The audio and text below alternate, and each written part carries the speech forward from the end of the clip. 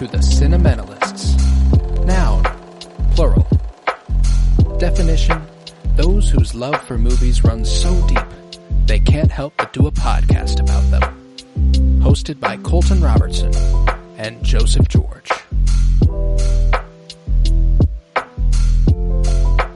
Hello everybody, and happy Valentine's Day here from us at the Cinementalists. Today we are celebrating the holiday of love with Poetic Justice. It was released on July 23rd, 1993, written and directed by John Singleton. I'm Colton Robertson. I'm joined by Joseph George. What's up, homie?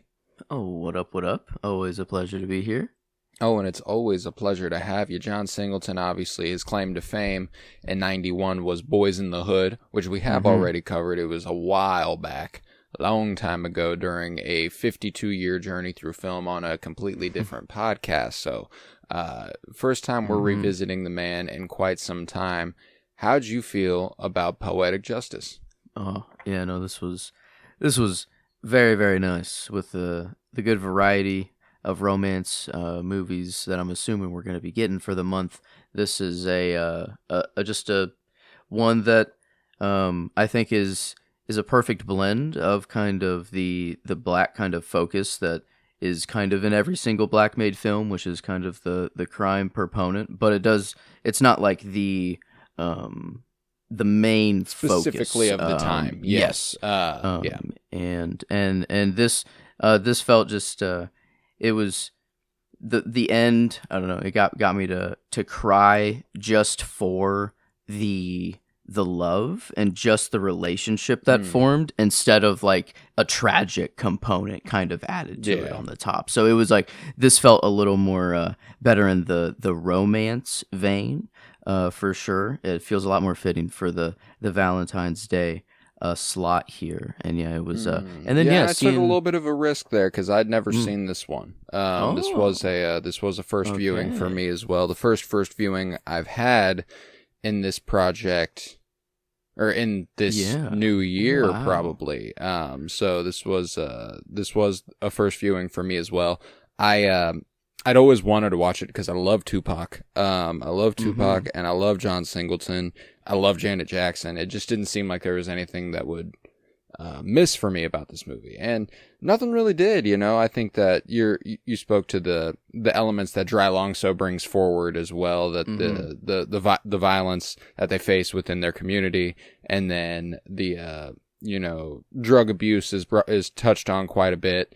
But again, not the focus, alcoholism, again, going back to John Singleton's Boys in the Hood, you remember that monologue from Furious Styles played by Lawrence Fishburne, where he's standing on the street corner and he's lecturing to the entire neighborhood, where he's talking about why they put liquor stores on every corner and why they put guns in our streets and why they put drugs in our streets and all that good stuff. And this continues those themes without them being the focal point. They're just a fact of life in this movie without them being the point of the movie. And I think that ends up making for a really, really tense, dramatic piece. Like at the beginning of the movie, the guy who comes up and shoots Janet Jackson's man is the same guy who shoots Ricky in Boys in the Hood, by the way, actor-wise.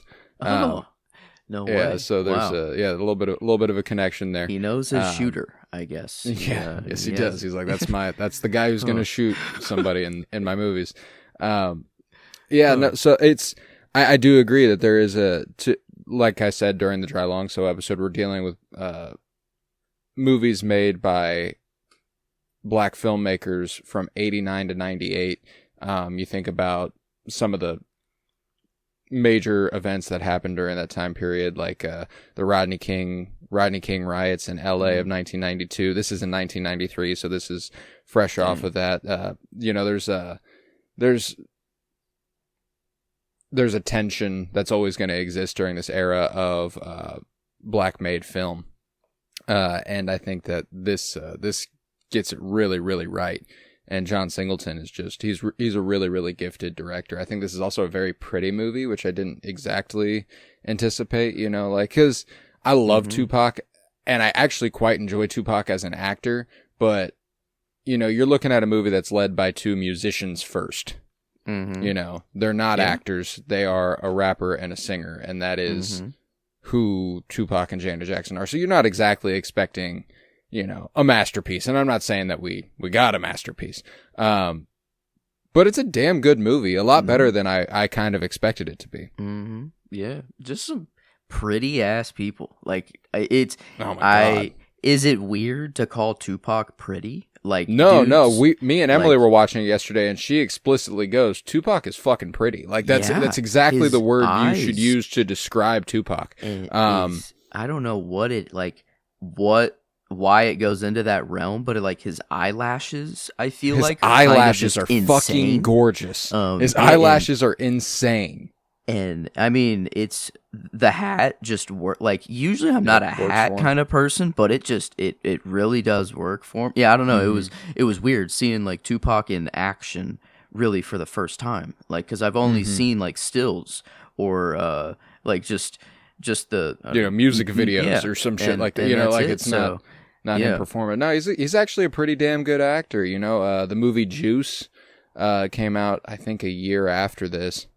Maybe the year before it. It's either 92 or 94, Juice. But damn good movie. Like one of those, again, where you wouldn't exactly expect it to have. Like, I remember watching it when I was like 13 or 14, something like that.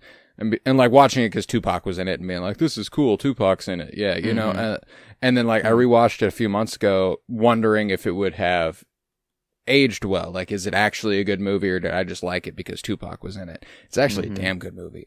Juice is really incredible, and he is one of the best pieces of that movie. So actually a really, really talented performer, Tupac, which I never really would have expected from him. And he brings a lot to the table. He does, and he's, you can tell that Singleton didn't give Tupac and Janet Jackson the job just because they're Tupac and Janet Jackson, and he doesn't expect anything less of them just because they are musicians first. Like, they do have a lot of heavy lifting to do performance-wise, and more often than not, they really live up to it, which I really respect. Yeah, they get pretty dang serious at points. Like his kind of child's living situation, with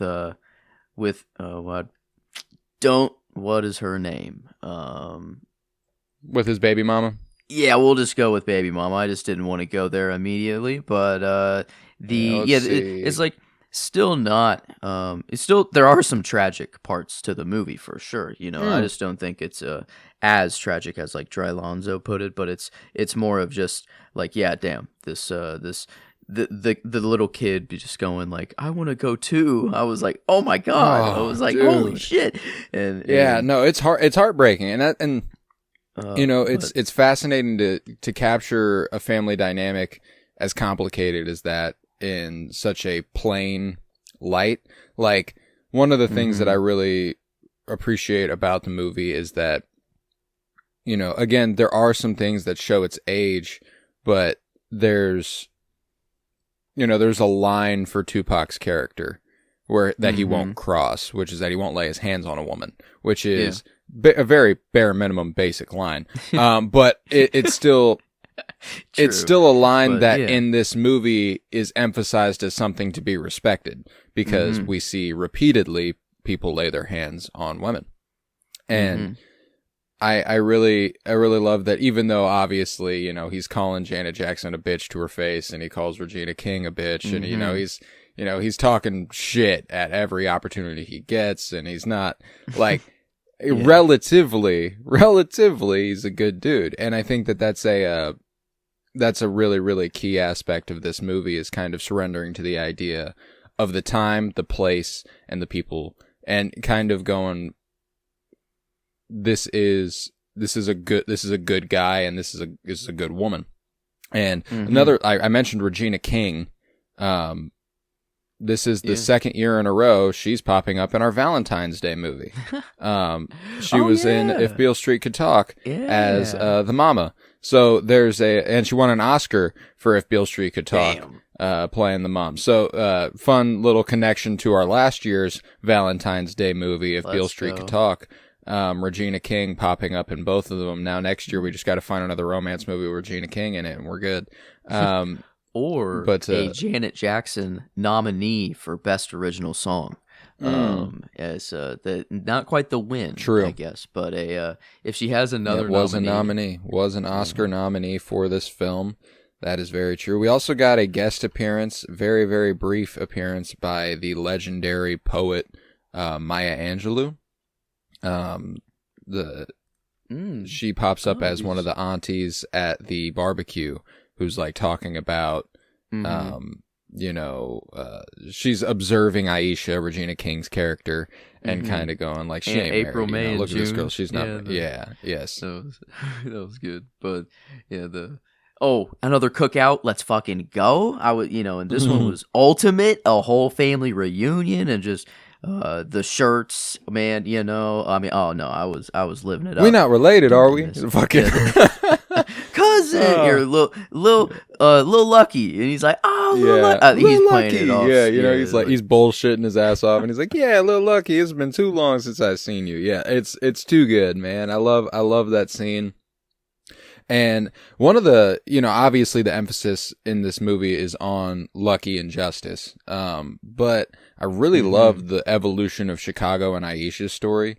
That is what gives Lucky and Justice their contrast, obviously. Like, they work so well because they observe their friends falling apart. And I think that that's a really cool line to toe. And, yeah, Aisha struggling with alcohol. And, there's some stuff that's a little easy at points in the movie, where it's like, okay, yeah, it probably could have been written better. But, whenever she takes Aisha to the side of the road and, you got to stop this shit. It was like my mom, and we get these exposition drops where it's like, you remind me of my mom. And, and she's like, oh, I didn't realize I was hurting you. I'm sorry. She dumps it out, and that's that for the rest of the movie. That's a little easy, but I do appreciate the moment. I still appreciate it regardless, and I think that it hits the way it's supposed to.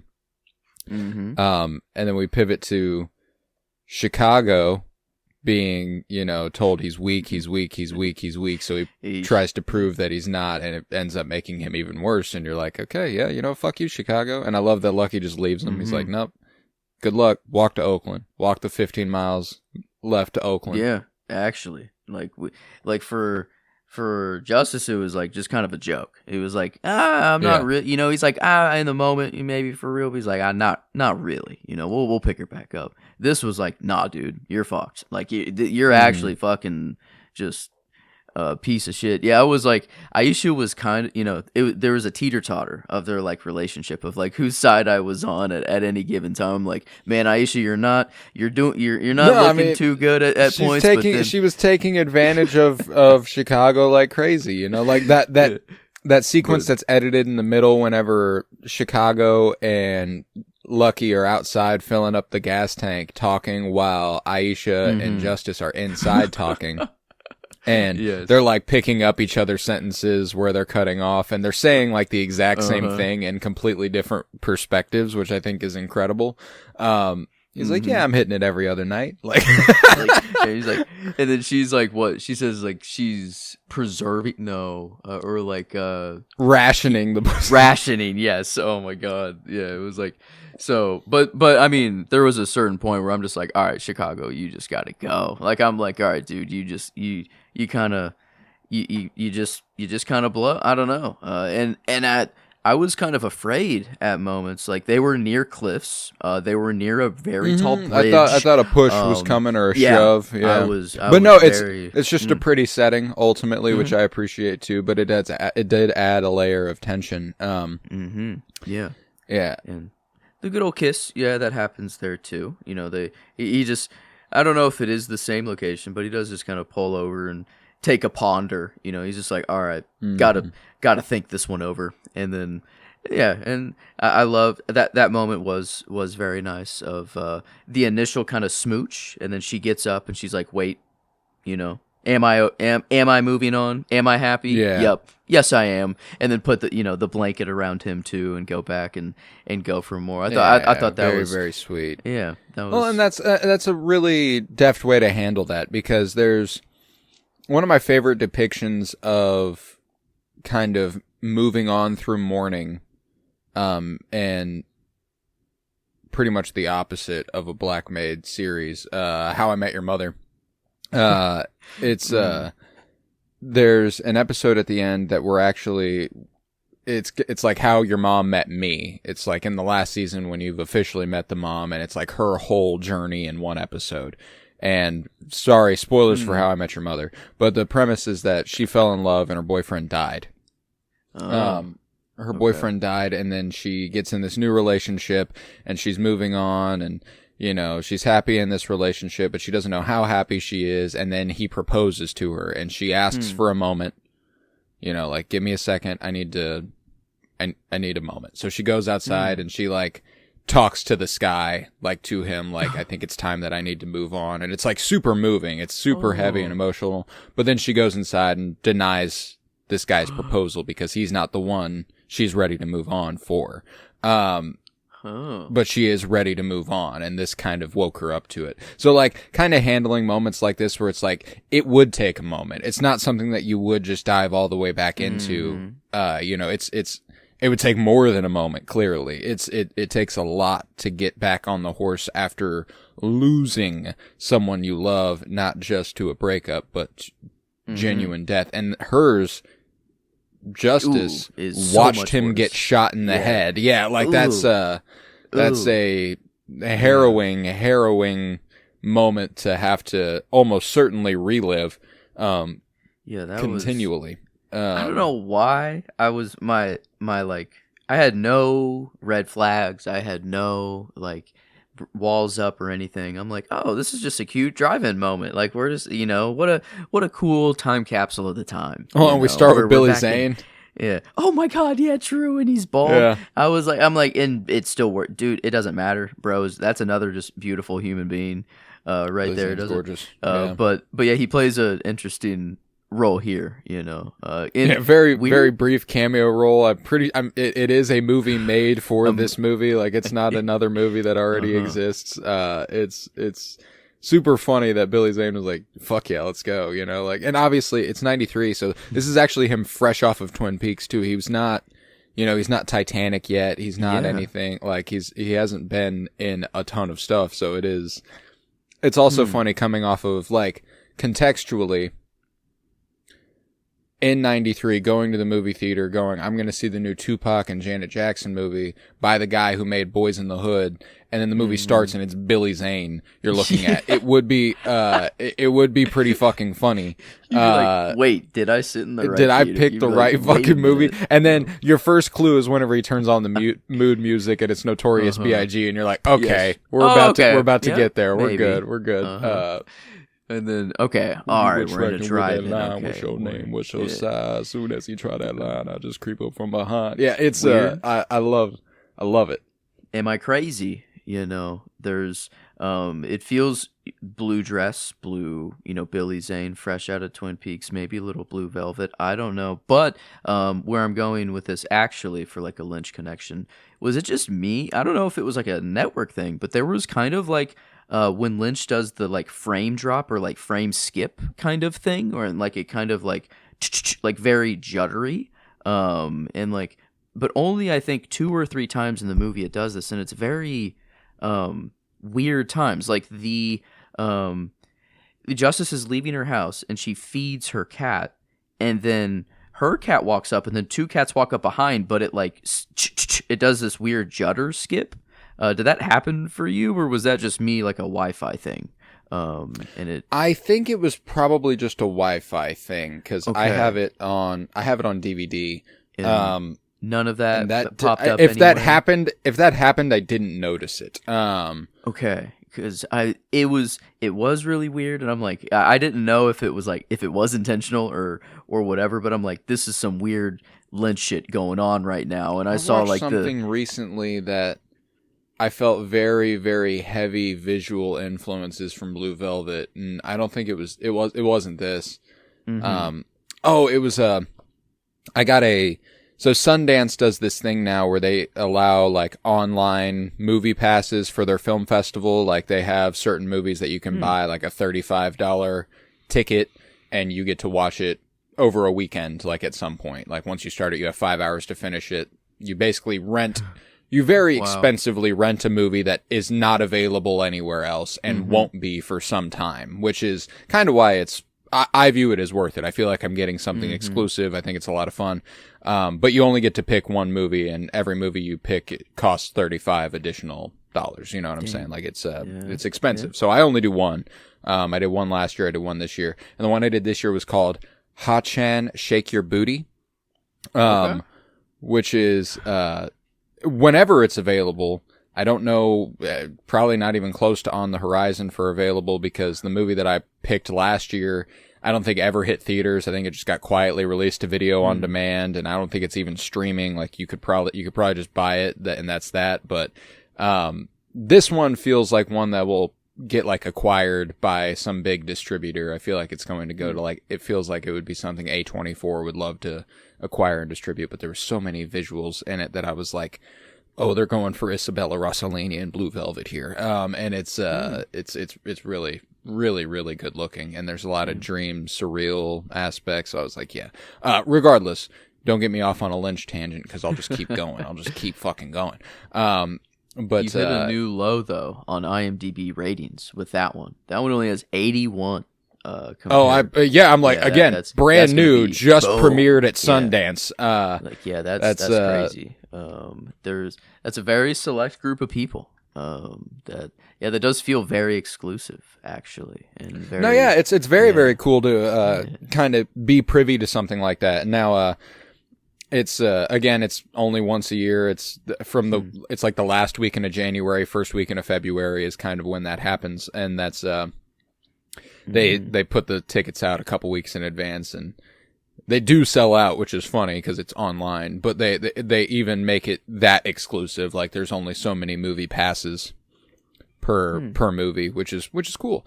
And yeah, I guess, but to bring it back to Poetic Justice, during this time when people were going into the theater, like Tupac is already like in 90. I just don't know the timeline of when Tupac became like Tupac is Tupac. Yeah. Already. Tupac like, kind of burst onto the scene, and Tupac's, for how iconic he is, you would not believe that he was famous for about 6 years. Oh, wow. Okay. Kind of popped up on the scene in 91, died in 96. Yeah, I guess he was killed. So yeah, I guess it. Yeah, he was shot on the Las Vegas Strip. Oh, man, 6 years. Yeah, I guess I would have. I don't know why. In my head, I was thinking like 15 or a decade at least. For sure that he would have been in the game. But yeah, no, I've never thought of just the years. The real timeline. Yeah. He was definitely him by this point, and he was a big selling point. The thing is that he was kind of the hot new commodity early 90s. Like it was like, holy shit, this kid's got it, because in this movie he's 22. Oh damn. Wow. He's young. Like he's a young guy. He burst onto the scene in 91 with Tupacalypse Now. He was 20 years old, 20 years old. I mean, he died at 25. Man. I think that's how old he was when he died. Like, a very, very young guy. And, it's just a really, really interesting, compelling figure. I've always been exposed to Tupac because my dad loved Tupac, like, type shit where he's like, I remember exactly where I was when I heard he died. I remember crying, like all that stuff. Like it was like a big moment in his life. Cause he was a high school senior who graduated in 1997. So like during his high school years, Tupac was the biggest, was his artist, like Kendrick. It's like, yeah, oh my exactly, God. exactly. Yeah. So yeah, it's a different ball game. So like, I grew up very, very exposed to Tupac and very exposed to a lot of his music, and so every Tupac documentary that's come out over the years, like we'll watch it together, and all the like the All Eyes on Me biopic about him and stuff, like all that stuff is stuff that I've indulged in, and so he's a really interesting figure that, because he was so iconic, you forget how young he was when he died and how young he got famous. So yeah, come 93, he'd already been in the movie Juice. And Juice was in 92, which was a year after Tupacalypse Now.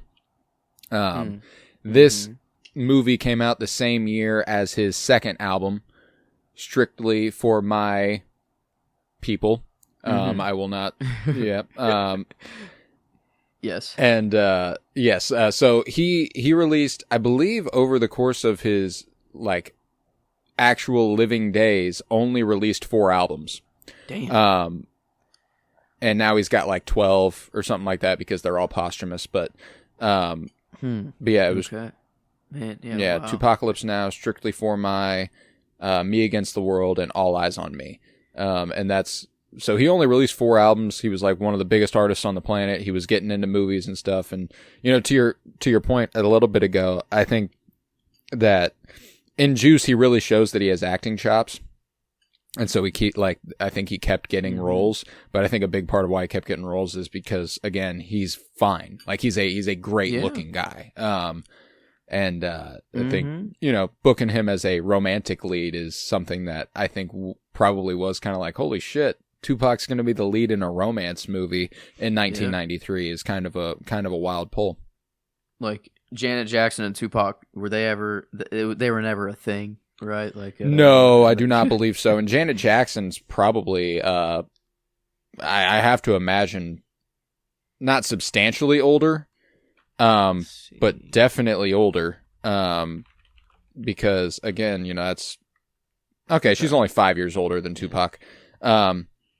But I mean, man, even the aunts, were the aunties in the cookout were like, "You're a fine looking couple. Like you guys look fucking those are great pretty together." people. Oh yeah, and it was just, I think the movies kind of end to be like, yeah, we're just hot as shit. And I love how Janet Jackson, or we're supposed to believe that like she's too overweight, or like she needs to go on a diet or whatever, And I'm just like, no, like there's. Well, and the way beauty standards have evolved is so asinine. Like, one of my favorite questions that pops up in 90s movies and 90s shows and all that good stuff is, does this make my butt look big? Which is now like, good. Yeah. Like that's now like, yeah, it does. Good job. True. But then it was like, does this make my butt look big? If it does, I cannot wear it. So like it's fascinating, and we're kind of in the midst of a little bit of not a little bit of a backslide. We're in the midst of what is definitely a backslide as far as body image is concerned. People are kind of reverting to the, skinny thing. Which is not healthy. Because to your point, Janet Jackson is far from an overweight woman in this movie, and is absolutely fucking magnificent. I think phenomenal woman. I think phenomenal woman. Yeah. Whenever she started saying woman phenomenally, yes. Yeah, I was like, yes, you are. I was like, you are correct. Actually, you are quite the phenomenal woman here. And this bring back the booty. Come on, we need this is the real revolution that needs to happen among some others. But no, I think this is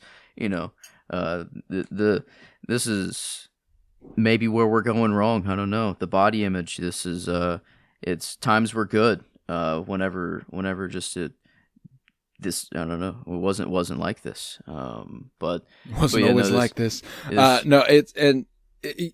Yeah, I think that there's also a few points whenever they're like going back to what Moonstruck is what we watched recently. Whenever it was like Cher was like, "Oh, finally, I've been waiting." Like they were like, "Finally, I've been waiting for years to do your hair," and stuff like this. And like Janet Jackson gets a little bit of that same love, but the whole time I'm like, she looks fucking gorgeous. Like I have no idea what I have no idea what the line is here, where it all of a sudden becomes not gorgeous, but.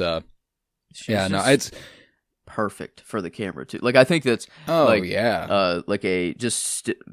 it looks so beautiful is just because we have just beautiful people on camera. Beautiful people help, and it is. It just there's this one shot of her with like the bokeh lighting behind her, where like the lights are really big and blurred out, and she's like glowing in the foreground, and I'm like, that's just a beautiful, beautiful picture.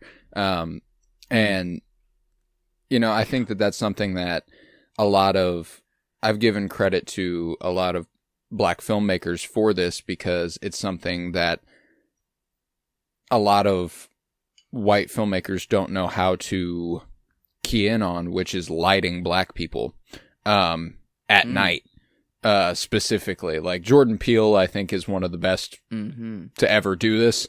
The way that, you know, he lights like Daniel Kaluuya outside during his smoke break in Get Out whenever the guy runs at him. Or whenever Jean Jacket is floating above him and he looks out his window or out his door, you know, like that sort of stuff. Like he really, really, really does a great job of lighting Black people in a way that doesn't obscure them, you know, completely because it's dark out. And I think, again, John Singleton does an incredible job of this. I think Colleen Smith did a great job of it in Dry Long So during those like tunnel sequences whenever she's, you know, plastering on the walls or running home and running into Malik on the ground and, you know, stuff like that. But like the sequence at the end of this movie, whenever Lucky finds his cousin Khalil, and you know, you already know when they pull up and the ambulance is down the road and shit's popping off. You're like, he runs inside, the door's already wide open and shit. You're like, okay, well, you're like, man, come on now. Come on now. Whole blocks running down the street and, man. And that's when Pac really gets a chance to go for it. I really like what he does in the scenes that follow that. Whenever he's sitting on the back of the truck and, you know, burying his head in his hands and then going and seeing his family, his aunt, and kind of asking what they're going to do with the equipment, his DJ equipment and stuff, and decide. And again, that's one of those things that I'm like, Lucky had never really shown any aspirations of anything beyond what he was doing. So I think that like, what I initially took as like that kind of came out of nowhere is him finally being willing to step outside his comfort zone, you know, and take a chance on something. Which is cool. I like that. Is that like in real life? Does Tupac have like someone who, you know, like he got music equipment? Is this like a real life kind of thing? I don't know. I actually couldn't tell you that. I don't believe so. Not in such strict terms, because Pac was always more of a writer and rapper than he was a producer or anything like that.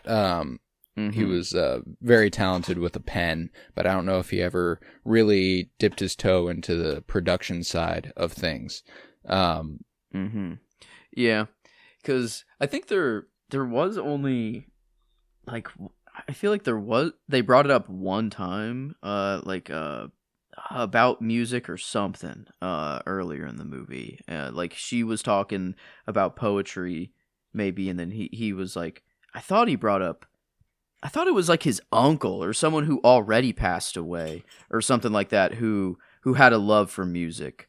And then like when the cousin died and it was his equipment, I was like, wait a minute, I thought this was someone else's. I was kind of a little confused at the end, and I don't know, maybe if it was just the cousin the whole time.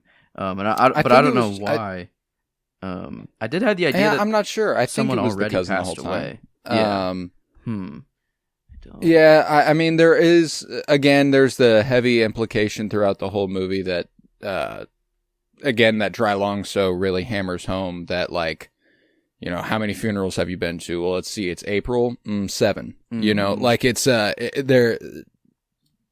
isn't exactly, something they're going to be strangers to, especially in what at the time and now story set in South Central LA in the 90s is kind of how that goes. You know, Dry Long So was set, I believe Dry Long So was set in Oakland. So again, we're dealing with West Coast, culture for the time, which I think is really, really interesting. And it was it's kind of fascinating to think about California, specifically, South Central Oakland, the Bay Area, that sort of region, because that's where Boys in the Hood is set, and that's where this is set. If it's not there, it's in New York. That's kind of like where it's the opposite coasts, the East Coast versus West Coast thing.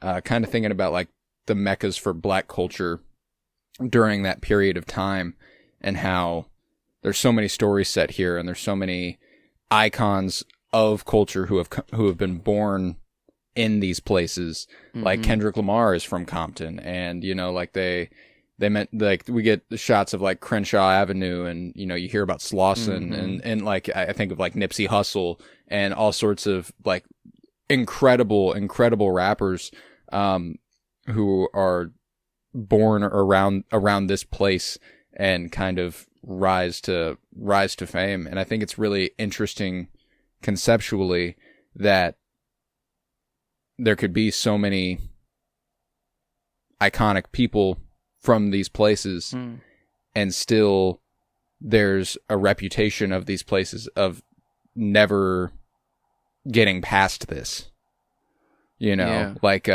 it's, you still have to make it at that like, point. Yeah. At that point, you have to acknowledge a systemic issue at hand, which is that the government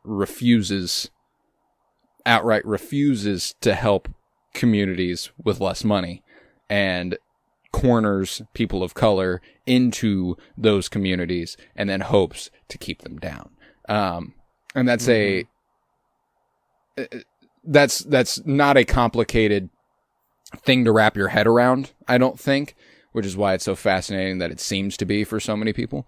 I think it's like no, it can't be real because it's too bad, actually. It's like a right. It's strange to me. It's very strange to me. Yeah, I ultimately I love this movie, and I love that, again, all those sorts of things that Dry Long So really centers on are just kind of facts of life in this movie, and they just exist in the world, and they tell a story beyond it. Because in all reality, that's more lifelike, as it were. Like, these are just facts of life, and we're still gonna live. We're still gonna fall in love, or we're still gonna fall out of love, or we're still, these sorts of things. It's very compelling. Yeah, and like, love can just happen anywhere, and that's beautiful in itself. And then I love the contrast of love that we have with the two couples, where it's not really working on one hand at all, and then on the other hand, it's just like, just fucking get married already. Like, you're already just kind of wanting them to just propel way down the line. And yeah, I was wondering, like, when he's gonna say, like, I do have a daughter, when that was gonna come up, and he does kind of bring a good point. He's like, well, I didn't know if we were like actually gonna, I mean, that's my, I actually think he told her right when he should have, for my money. Like, it's not exact. I don't think he'd played that wrong at all, in my opinion. And now I think that her reaction isn't entirely unfair, because it is like, damn, dog, like, now I look like I'm just going to break up with you because you. And break up, again, is a stretch, because it's like, are we even going to call this dating? Like, y'all kissed once. True. Like, it's not. It's one road trip to Oakland. Like, actually. Like, it is just like, one road trip. I'm like, if that's what it is, that's what it is. We call it, like, even him being like, before we go any further, I want you to know that I have a daughter. Like, that's fair. Like, that is probably the time to do that, especially considering it's not like they approached this. Well, they kind of approached it with the prospect that was like, hey, I'll hook you up with my homeboy, you hook me up with your homegirl, and that's that, But then they saw each other and were like, well, never mind about that. So, like, I think it was like I love an enemies to lovers sort of trope as well, like the way that they immediately have animosity, but that animosity is based on a mutual attraction, and it's kind of a refusal to admit it. Like, that's a fun trope, and I like that. I like that this gets to play with that. Such a weird human behavior to, like, go immediately, like, hate or immediately, neg. but it's not even real. It's not real hate. It's just like it's like maybe you're too afraid to reveal the true emotion, so you just go with the complete opposite to like just counterbalance. Right. But yeah, it's like whenever they were like, I thought like, is this already going to end in a kiss? Like, are they already going to just like, is the arguing just going to stop randomly and then they're just going to, go right make out. And because there is something kind of weirdly romantic about like arguing. But in this case, I don't know, their first argument, not really that vague. But the evolution of them was just perfect the whole time. No, it's a lot of fun. It's a lot of fun, and that's what's interesting too, is that there's a lot of really heavy material in this movie. Like it's not exactly light, but I appreciate that it approaches everything with a certain, I don't know, with a certain levity, not comedy, and it's not funny, but there are moments that are funny, and that, like, again, I think it's really encompassing of handling day-to-day life, which is that, like, you have to laugh through some of the tough shit. You have to,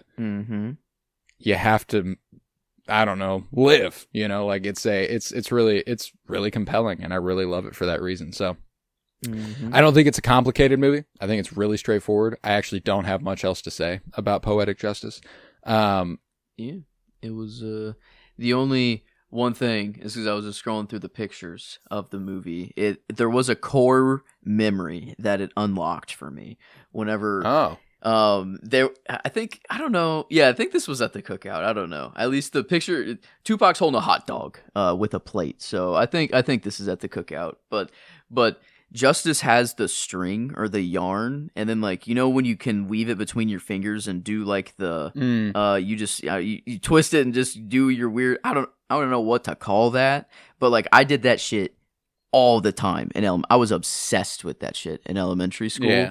And when that came back up, it was just it was. I liked the even though it was a lot of like, oh damn, the time piece of it was these just black kind of sad, tragic aspects of life, but there were a couple of things that were like, oh damn, that shit was awesome in my childhood, or like just to capture the time, which was really nice. But... Oh yeah, no, I'm with you. Well, and also I forgot to bring this up regarding the screenplay specifically.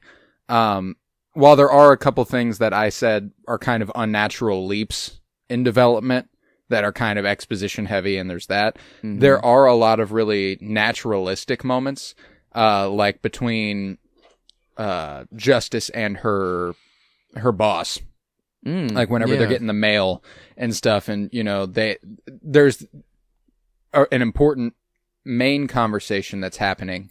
But then there's also like, would you mind grabbing that for me? Would you mind doing this? And they are actively doing stuff in the scene that their characters would be doing if they were working at a salon, while also maintaining the story beats that the story needs. And I think that's like, that can go by the wayside a lot with a less talented writer. And with less talented actors, it would be more obvious that they're forcing stuff into a scene to make it feel natural.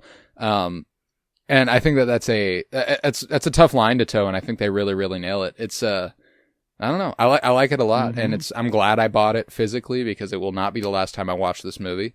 I'm gonna watch it again for sure.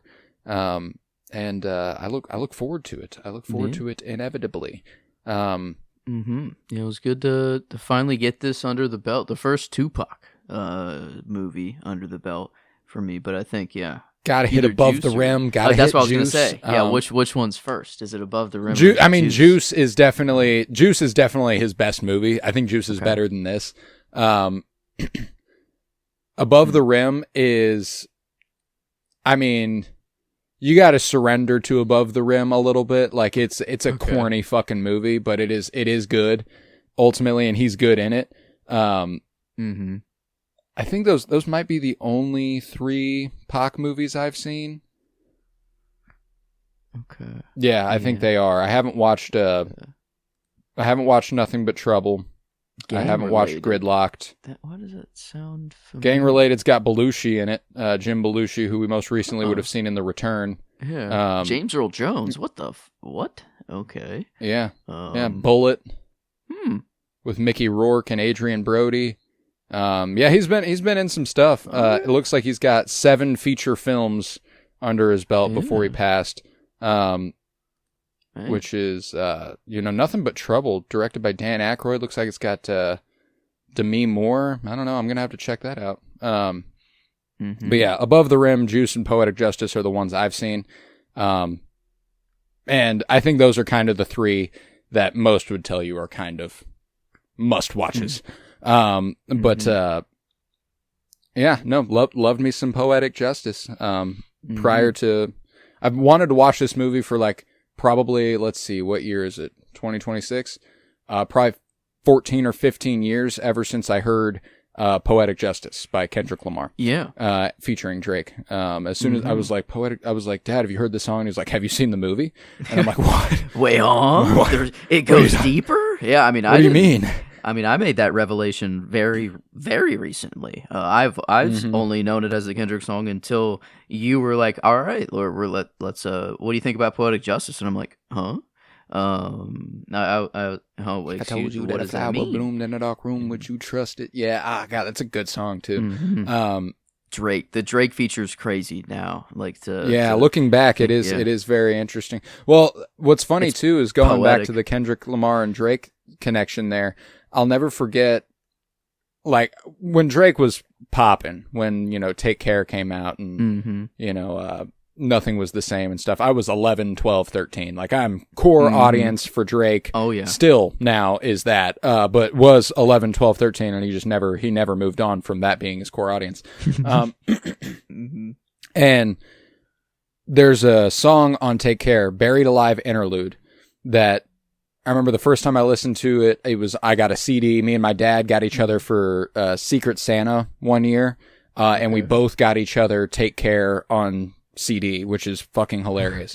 So we had 2 copies of Take Care by Drake, and we got to Buried Alive Interlude, and we were like, who the fuck is this? We could not figure out who it was, and we opened the lyric book, and we're digging through the whole thing, looking for the credits and everything, and that's the one performed by Kendrick Lamar. And it's just Kendrick Lamar. It's not featuring Drake. It's Buried Alive Interlude by Kendrick Lamar, and it was always our favorite fucking thing on that album. That's awesome. And we were, and I was like, we looked so hard for it, and then we found out who it was, and we were like, holy shit, of course it's Kendrick Lamar, because that's when Swimming Pools was popping. That's when, Good Kid, Mad City had just came out and everything. We were like, let's fucking go. I'm going to love this guy, and that was that. So that's a little Kendrick Lamar, tidbit amidst it all. But, I loved this movie, man. But, we'll be back next week with Do the Right Thing, directed by Spike Lee. Very, very excited. You got to wait less than a week for this one. I know you had to wait more than a week for this one, but less than a week for the next one, because this one will be next Friday. Do the Right Thing, directed by Spike Lee, and then we'll be covering the Nickel Boys to top off the month, directed by Ramel Ross, the 2024 Best Picture nominee. I'm very, very excited for that one. One of my favorites. We got a couple of my favorites ever here over the next couple weeks. They're just so exceedingly good. And before we go to Do the Right Thing, I want to remind you that when Wes Anderson premiered his wonderful story of Henry Sugar shorts at the Cannes Film Festival, he said that one of his key influences was Spike Lee. So just a little, be looking for some of that in that next week, because you'll see it. All right. But with that, I'll do a couple plugs. We'll rate this movie, and then we'll get out of here. I actually won't do a couple plugs. I've only got one plug, because our main thing I've been plugging for a year is over. Fire Pod with Me, Twin Peaks podcast. If you've never watched it, you should watch it. And then we have a podcast for you. It's called Fire Pod with Me. You can check that out. We've also got Geek with Me, which is a nerd shit podcast that's Marvel, Star Wars, DC, Game of Thrones, all fantasy, sci-fi, all that bullshit, all over there on Geek with Me. Currently, A Night of the Seven Kingdoms is ongoing. We are covering it semi-weekly. along with, albums of the week and, random little stuff that we like to throw in there. But right now, the consistent thing is A Night of the Seven Kingdoms. And I believe that's coming to a close here pretty soon, release-wise here. Because it's only 6 episodes. So, got that to look forward to. Geek with me. Check it out. Leave a 5-star rate and review and download wherever you might be listening. Download. The Cinementalists is off to a hot start. December 2025 was our best month ever. January came 2 downloads shy of being our best month ever. So hopefully February a little shorter. I don't anticipate it getting quite there, but if you keep downloading, I'll appreciate it greatly. Let's see. Yeah, I think that's about that. What would you rate Poetic Justice on a scale of 1 to 10? Yeah, let's see. I'm gonna say, do I like it more than Dry Long So or not? I don't know. I think The Cry was better in Dry Long So, even though I think I like the aspect of how the kind of the black story is kind of just a matter of fact and just kind of in the background. I did kind of like the highlight, I don't know, of Dry Long So I think a little more. Well, there's a balance there too. It's not strictly just the fact that it was a fact of life here versus it being prominent there. I think that the prominence in Dry Long So does lend itself to the narrative they're spinning a little bit more, whereas the fact of life here lends itself a little bit better to the narrative they're spinning here. So I think it's just it's just a matter of taste. And from where I sit, while I think I find Poetic Justice to be a more revisitable experience, I think Dry Long So is a better movie. But I do think they're quite comparable. My gut ends up taking me to about an 8 for Poetic Justice. Yeah. Like 8 on the dot. Yeah. I was around there. I knew it was like the 7s. I was like, that seems a little harsh once I was getting into the 7s. Yeah, I like it too much to give it the 7 something. It maybe quality wise, maybe it is in the 7s, but I like it enough to elevate it to an 8, Yeah. Yeah. I'm there. I think I'll be in full agreement here for easy math as well. But yeah, no, a good stop along the road, and I feel like we're only these last 2 are gonna be some.